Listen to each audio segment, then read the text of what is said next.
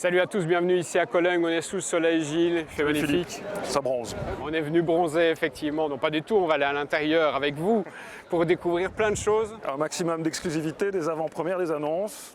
Voilà. C'est la Gamescom, des centaines de milliers de spectateurs. Ici, on est sur un lieu central, la plaza, où il y a plein de gens qui se croisent, parce qu'il y a la partie business et puis il y a la partie grand public. Alors, on va voir sur les images de Denis qu'il y a toujours ce public qui vient en nombre.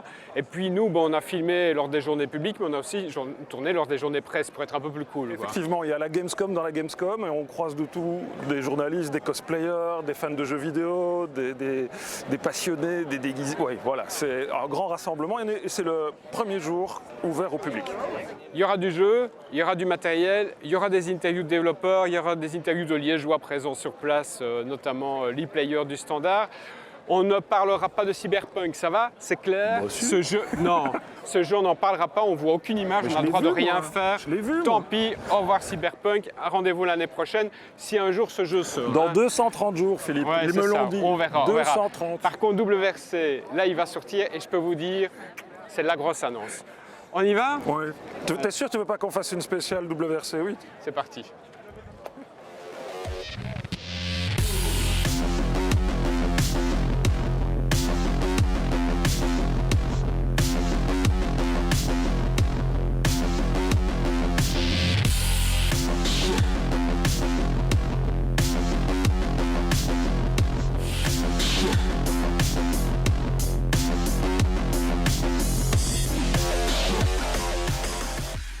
Alors ici on est dans le lounge de EA, c'est un endroit où on peut découvrir, un peu exclusif il faut le dire, il faut vraiment une carte, tout ça. C'est un endroit où on peut découvrir aussi les nouveautés fatalement de EA, que ce soit FIFA 2020 ou Battlefront, voire des éléments de Star Wars Battlefront 2. Mais là vous voyez que les écrans de dos, c'est normal, il y a un embargo. Mais c'est pas grave, on va quand même vous montrer quelques images avec Gilles qui va jouer dans un instant. Gilles il est chaud, il est au taquet. Il est prêt, il est comme ça, tout simplement.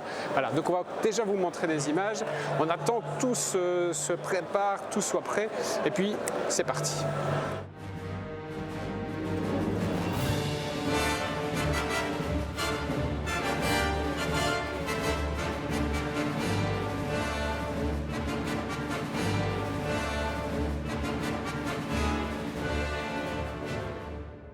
Bien, on est donc toujours ici dans le lounge d'EA, Gilles, pour les quelques nouveautés qu'on a pu découvrir de la part d'EA. Il y avait notamment, et il y a un panneau là-bas derrière, Need for Speed Heat. On va voir quelques images, on vient de jouer aux quelques premières secondes, donc je vous propose de découvrir ça tout de suite.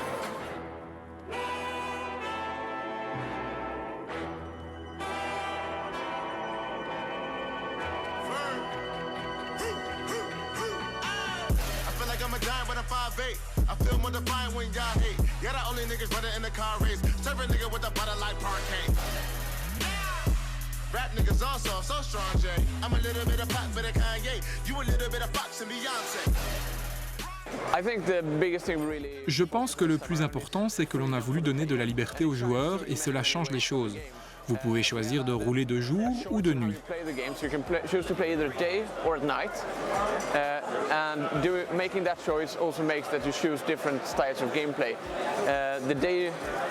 Playing at daytime is more. De jour, la course est plus ouverte, mais vous roulez sur une piste où vous êtes seul avec vos concurrents. On peut alors rester concentré sur la conduite. De nuit par contre, ce sont des courses illégales. Il y a la chaleur, le trafic, c'est plus bruyant, plus chaotique et dès lors plus dynamique. Going at night instead, it's more hectic, it's illicit street racing, the cops are going to be after you, you're going to be building up heat, you're going to have traffic, it's a lot of, it's more noisy, it's more chaotic in that sense. Vous avez le choix entre les deux scénarios, très différents. Voilà, on vient de voir les premières secondes de Need for Speed, c'était sympa. Moi j'aime beaucoup, je suis très client, je sais pas toi, mais on en prend plein les yeux, ça, voilà, c'est arcade, on n'est pas dans de la simulation, mais ça s'annonce bien. C'est le 8 novembre que ça sort. Oui, comme tu disais très justement, au début on essaie de suivre le circuit et puis après on se dit ok on rentre. On peut passer à 260 partout, la voiture n'a rien. Et c'est beau partout, effectivement, les reflets avec la pluie. Ils ont bien bossé sur le titre. Mais c'est un peu le classique évidemment, Need for Speed. Il y a les flics qui arrivent. Faut tuner sa voiture aussi. Bon, voilà. On ne sait encore rien du scénario, mais il y en aura un. L'autre nouveauté, fatalement, c'est une nouvelle mouture de FIFA 2020. Là aussi, on a eu peu de l'occasion de jouer, mais par contre, il y en a d'autres qui ont eu l'occasion, notamment l'e-sportif du Standard Shadow qu'on a rencontré dans les allées de ce lounge EA.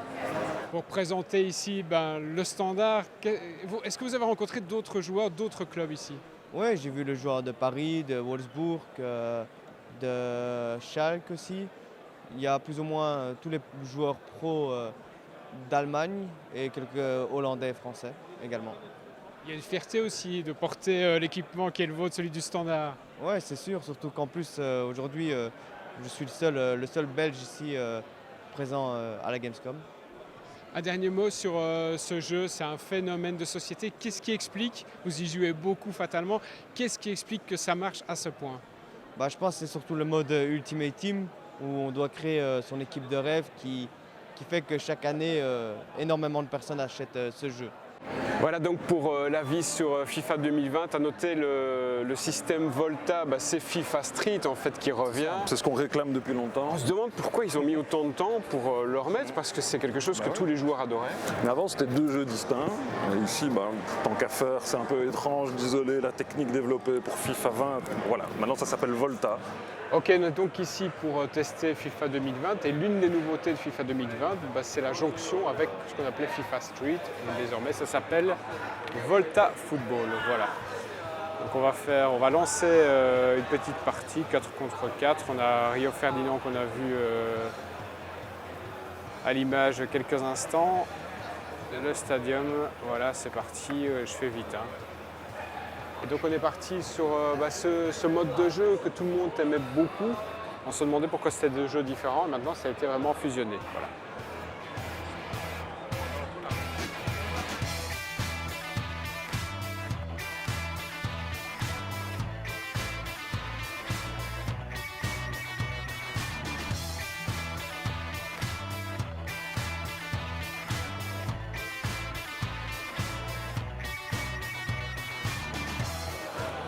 Alors un des trucs qui est plutôt pas mal, c'est que quand on joue 3 contre 3, on se retrouve dans un endroit qui est fermé, on peut jouer avec les côtés. Et dès qu'on passe à 4 contre 4, on se retrouve dans une configuration de type foot en salle, avec des lignes, la balle peut sortir. Je pense qu'avant les deux étaient séparés parce que avant on jouait surtout sur des disques et tout ça et qu'il fallait la place pour mettre le jeu. Alors maintenant il y a beaucoup de dématérialisé et donc tout simplement ça permet de faire plein de choses plus facilement. Est-ce qu'il y a d'autres nouveautés dans le jeu? Ils ont rajouté des nouvelles. L'année passée, ils avaient mis des jeux sans règles et tout ça. Ici, ils en ont encore rajouté avec Mystery Ball, le roi de la colline et tout ça. C'est encore 2-3 nouvelles règles pour encore plus de fun entre amis. Un dernier mot maintenant sur peut-être sur le futur de FIFA. On a l'impression qu'on en rajoute toujours une couche. Cette année, la nouveauté aussi, c'est Eden Hazard qui est le porte-drapeau. Comment tu vois la suite? C'est vrai que chaque fois ils rajoutent des nouveautés, chaque fois on se dit ouais ça reste un jeu de foot mais ils arrivent toujours à trouver des petits trucs. Mais je pense tout simplement parce que chaque fois quand ils rajoutent des nouveautés, ils ne le rajoutent pas partout dans le jeu et ça leur permet, par exemple cette année ils ont rajouté FIFA Street et tout ça, peut-être que l'année prochaine ils vont le porter avec un peu sur Ultimate Team ou ils vont pouvoir faire jouer FIFA Street ici, Volta Football, ça se joue en solo, peut-être que l'année prochaine on pourra jouer avec nos amis tout simplement, donc ça leur permet encore de rajouter ceci et puis ils penseront à d'autres idées qu'on ne pense pas pour le moment, mais voilà, ils ont une bonne équipe de développement je pense, qui fait que ça rajoute des nouveautés tout le temps. On va quitter EA et on va aller du côté de Big Ben. Et là aussi, on va faire un focus sur quelques jeux qui nous intéressent. Gilles, c'est... Qui nous tiennent fort à cœur. On commencera avec WRC 8. Ça fait plaisir. Là, je me suis fait super plaisir. Et c'est vraiment très très bien. Si vous aimez WRC, c'est vraiment très sympa. Et puis, il y a... Tourist Trophy 2, toujours développé par les Français de Kiloton. Le jeu officiel à la gloire de cette course incroyable. en Angleterre, sur l'île de Man. Mais avant de découvrir tout ça, quelques mots sur une simulation abeille. Un rêve est devenu réalité, Philippe. Voilà, j'ai toujours rêvé d'incarner une abeille et de vivre un peu sa vie au quotidien.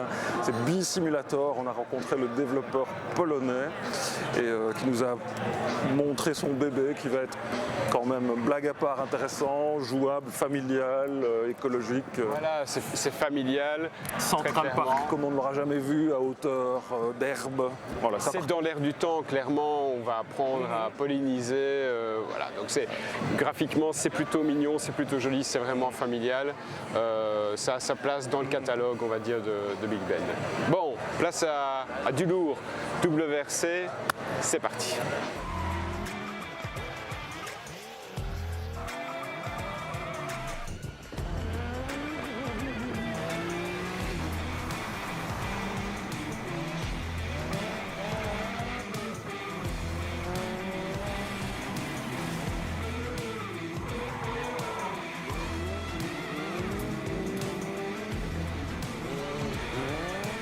Cette année, on présente WRC 8.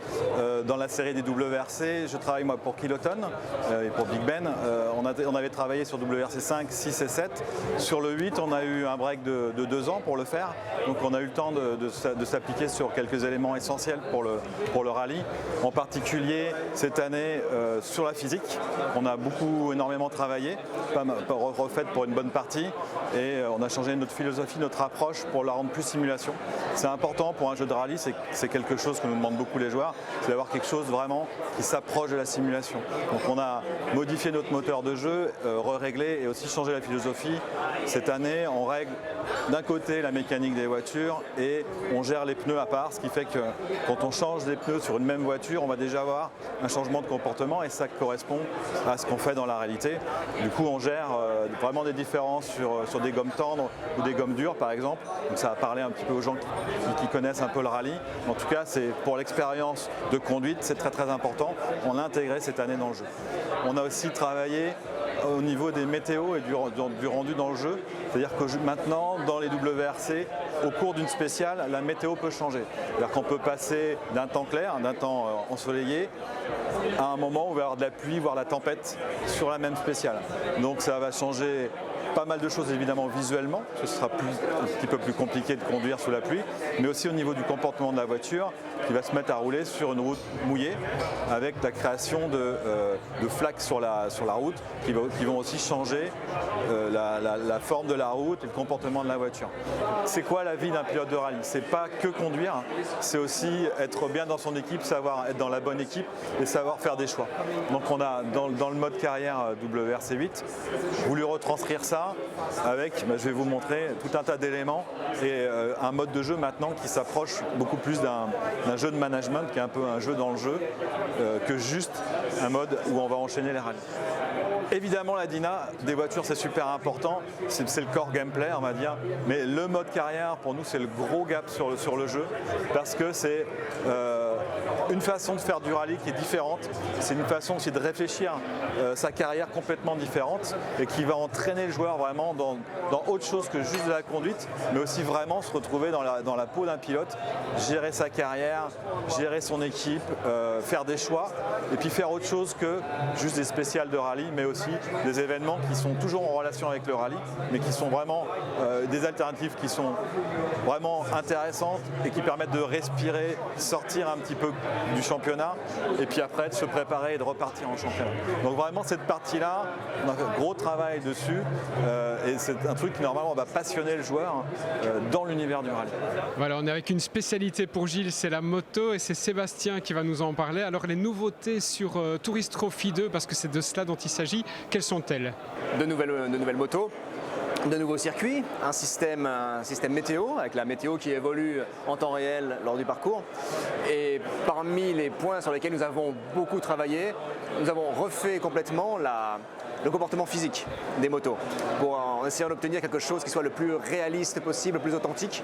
Par rapport au premier épisode, on a une simulation physique avec poids, puissance, résistance. C'est un comportement, une simulation physique qui régit le modèle de la moto. Ce que je veux dire, c'est qu'on ne triche pas, on n'ajoute pas de force artificielle pour faire tenir la moto debout. On est une quasi-simulation sur ce comportement, ce qui nous permet d'avoir des comportements, des guidonnages, des wheelies qui sont au maximum conformes à ce qu'un vrai motard doit pouvoir retrouver sur sa moto. Alors quelles sont les autres nouveautés? On sait que les décors étaient déjà magnifiques dans la première version, les motos aussi. Quelles sont les autres nouveautés? Alors, outre la météo qui permet d'avoir les différents temps qu'on peut rencontrer en mer d'Irlande, en Irlande, nous avons ajouté 8 nouveaux circuits fictifs inspirés de courses irlandaises. Nous avons de nouvelles motos, par exemple la nouvelle BMW 2019 qui a remporté plusieurs courses au TT de cette année. Et nous ajoutons des motos historiques, les motos légendaires du TT des années 70, 80, les motos d'Agostini, de Mike Elwood, de Joey Dunlop. On va les ajouter dans cette version. Et bien sûr, l'intérêt, outre qu'elles sont très belles, c'est d'ajouter un gameplay différent. Elles se pilotent très différemment avec leurs pneus, leurs moteurs et leur suspension d'époque. Ça donne des sensations de pilotage très différentes d'une Honda ou d'une Kawasaki de 2019. Alors ici, on est dans le village en quelque sorte de Nintendo, donc ça veut dire qu'il y a plusieurs écrans où on peut tester les nouveaux jeux, les nouveautés, voir des jeux un peu plus anciens, mais c'est donc chaque grand éditeur, chaque grand constructeur, chaque grand distributeur a des espaces qu'il se réserve et on rentre en quelque sorte dans le monde, dans l'univers de Nintendo, de Sony, de Microsoft, voilà, à chaque fois, et on découvre toute la panoplie de ce qui peut sortir pour l'instant. C'est la Gamescom dans la Gamescom. Exactement, voilà. Donc c'est le remake de Link's Awakening qui sort en septembre. C'est le 20 septembre qui sort. Le 20 septembre, d'accord. Donc c'est un remake, c'est ça que tu nous dis. C'est le plus mythique de tous les... en tout cas c'est le premier, c'est l'originel qui était en 2 dimensions vu d'en haut. Alors ils l'ont remis en forme et en 3D. Est-ce qu'on peut dire que chez Nintendo, il y a toujours ce côté coloré, ça c'est une marque de fabrique, mais aussi familial, et qui joue quand même sur ses acquis et qui remixe. Faire du neuf avec du vieux. Oui, ou en tout cas qui apporte chaque fois touche par touche. Ça a peut-être été le premier à faire ça justement, à prendre une licence et puis à la faire évoluer au fil du temps. On voit que des titres comme FIFA, comme d'autres font ça aussi, des petits ajouts de temps en temps et c'est peut-être une tendance qui avait été initiée à l'époque par Nintendo. Je crois que la base des fans, la culture Nintendo est tellement énorme que c'est ce qu'une bonne partie des joueurs veulent. Et oser, le défi reste énorme quand même. Ils ont beau avoir des fans à l'appel, refaire quelque chose d'autre avec les technologies en 3D d'un titre aussi phare que celui-là, il y a toujours un risque. C'est touchy quand même. Alors là, on a The Witcher qui est quand même peut-être, moi, dans un de mes 2 jeux préférés de tous les temps, qui arrive sur la console Switch, sur la Switch de Nintendo. Alors le pari, c'est d'arriver à faire tourner le monde incroyable de Gérald de Rive, fait par CD Projekt, avec la puissance et les qualités de la Switch.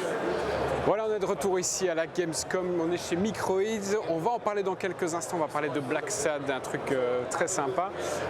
Mais avant d'en arriver là, on va parler de Wargaming tout d'abord. Tu étais jeté un œil du côté de ce stand-là, qu'est-ce que tu peux en retenir? On est allé chez nos amis biélorusses de Wargaming voir un petit peu ce qu'ils venaient défendre cette année à la Gamescom. Alors, ils ne se sont pas contentés que d'améliorer du nouveau contenu pour les jeux dont on a déjà parlé, World of Tanks, World of Warships. Il y a 2 nouvelles licences. Il y a Pagan, un jeu un hack and slash que qu'on va découvrir, qui est sorti le 27 août, qui sortira le 27 août. Voilà. Également Caliber, un nouveau jeu, il n'y a pas encore de date, ça c'est 2020, un jeu tactique de tir à la 3e personne. Bref, Wargaming prend des risques, tente de nouvelles choses. Ils ont réussi à asseoir leur réputation sur la qualité de leurs services précédentes et ils vont proposer de nouvelles expériences. Alors, on a pas mal d'actu sur des jeux qu'on a déjà sortis depuis un petit bout de temps, mais on a surtout 2 nouveautés qu'on met en avant pendant le salon. On a d'abord Pagan, donc Pagan Online, qui est un hack and slash dans un monde un peu fantasy. Donc c'est un jeu avec 10 personnages qui sera disponible sur Steam et sur notre plateforme, le Wargaming Epicenter. Et donc vous pouvez choisir 10 personnages, rentrer dans la bataille, vous équiper avec des équipements épiques, légendaires, avec une campagne qui dure une trentaine, quarantaine d'heures en solo. Et après, même en coopération avec un ami, vous pouvez rejouer des missions dans différents modes de difficulté. Il y a une vraie progression du coup dans le jeu. L'autre nouveauté de ce salon, c'est Caliber, qui est par contre, alors ça n'a rien à voir, hein, c'est du shooter à la 3e personne, qui a vraiment un côté tactique, très tactique qu'on veut appuyer, c'est-à-dire que quelqu'un qui n'est pas forcément très à l'aise et qui n'a pas les meilleurs réflexes du monde, en jouant collectif avec ses 3 autres partenaires, pourra s'en sortir et participer à l'effort commun. Si on devait un peu le comparer, on va dire, en termes de gameplay, on n'est pas forcément dans je sais pas, Call of Duty par exemple, Counter-Strike, c'est un peu moins vif, on est peut-être plus sur du Rainbow Siege par exemple, voilà, si on venait à comparer. Parce qu'on a des rôles distincts dans une équipe, il y a 4 rôles à prendre dans l'équipe, donc c'est une équipe de 4, on ne peut pas doubler des rôles, on est obligé d'en jouer chacun. Donc c'est l'assaut, donc qui est quelqu'un de plutôt agressif et qui va aller en première ligne. On a le médic qui va soigner ses partenaires et être sûr qu'il ne tombe pas au champ de bataille. Le sniper qui reste un peu en retrait et voilà, qui va éliminer les ennemis de loin. Et le dernier qui est le support, donc qui va justement être un peu entre les deux et qui va faire un peu le lien et qui est plutôt pas mal armé aussi. Pour la sortie, ça sera juste sur le Wargaming Epicenter, c'est juste sur notre plateforme à nous et sur PC uniquement. Square Enix, là aussi, alors il faut être très très clair, on n'a pas toujours l'occasion de filmer, il y a des présentations mais on ne peut pas rentrer avec la caméra, on ne peut pas automatiquement faire des interviews, voilà, ça fait partie du jeu ici à la Gamescom, c'est des avant-premières, il y a les avant-premières et puis il y a le reste quoi. Ouais. Dans la partie business, il y a des avant-premières qui ne sont montrées nulle part ailleurs, qu'on ne peut pas encore filmer parce que ça dévoilerait trop, mais on attendait beaucoup ça. On est allé donc chez Square Enix voir le remake de Final Fantasy VII, qui est l'épisode mythique que les fans réclamaient depuis des années. On a eu la chance de rencontrer l'équipe japonaise du jeu avec le développeur illustre et on a vu 45 minutes d'images, de jeu, de gameplay où ils nous ont expliqué la passation de pouvoir, entre guillemets, le travail coopératif entre l'ancienne équipe mythique de Final Fantasy et les nouveaux. Le résultat était bien. Grosse claque quand même. Denis était là, il pourra confirmer. C'est juste pour vous donner l'eau à la bouche. Voilà, exactement. On va encore attendre un petit peu. Mais voilà, c'est le jeu comme ça aussi à la Gamescom. Faut en être conscient. Et puis, dans le cadre de la Gamescom, il y a des prix qui sont attribués dans un certain nombre de catégories et dans celle du meilleur jeu d'aventure, si je me trompe. D'action et d'aventure, c'est bien ça. Cocorico en quelque sorte, pendant que Denis nous fait une animation de folie avec Black Sad. Oui. Voilà, tu viens d'y jouer un petit peu. Ouais, Black Sad, un univers bien connu des amateurs de bande dessinée, avec cette bande dessinée espagnole, ce chat anthropomorphe enquêteur. Et le pari était de retranscrire cet univers-là dans un jeu vidéo d'action et d'aventure, en devant faire des compromis au niveau de l'animation. Et là, la preuve, ils ont été primés et le résultat est à l'image de ça. Donc on se retrouve avec un jeu d'enquête. Black Sad doit démêler l'histoire, une sombre enquête. Voilà. Et on a un jeu avec des quick time events, donc des éléments à faire. Et ça, voilà, non seulement on avait des visuels qui promettaient déjà un beau travail artistique, mais en plus ça a l'air de vraiment bien fonctionner. Et de la démo qu'on a fait, c'est le cas. Donc le principe, c'est un peu celui de Detroit, c'est ça, avec des choix qui orientent la suite de ton histoire. De rapidité et 6 choix, 6 fins possibles, voilà, des conséquences. C'est vraiment une belle surprise qui s'annonce. On est allé filmer des images de Cyberpunk en extérieur, la partie publique. Cyberpunk 2077, c'est un petit jeu. Ah oui, petit. ça sort en 2077. Voilà. Ça sort en 2020. Il y avait 2 heures d'attente, 120 minutes de fil pour voir... Rien. 2 heures d'attente pour rien. Voilà, génial. Petit coucou à tous les amis de Cyberpunk, hein, voilà. Les amis polonais. Voilà, exactement.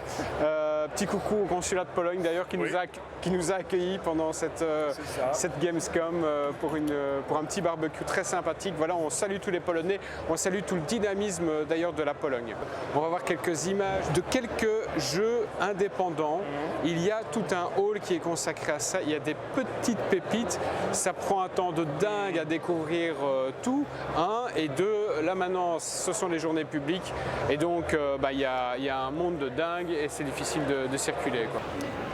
Alors c'est un endroit de la Gamescom où ils ont décidé de regrouper tout dans ce qui est l'India Mega Booth, c'est-à-dire un regroupement de plein de jeux indépendants, de studios de parfois 1, 2, 3 personnes, parfois un petit peu plus, mais qui sont indépendants des gros publishers comme on peut voir dans les autres booths.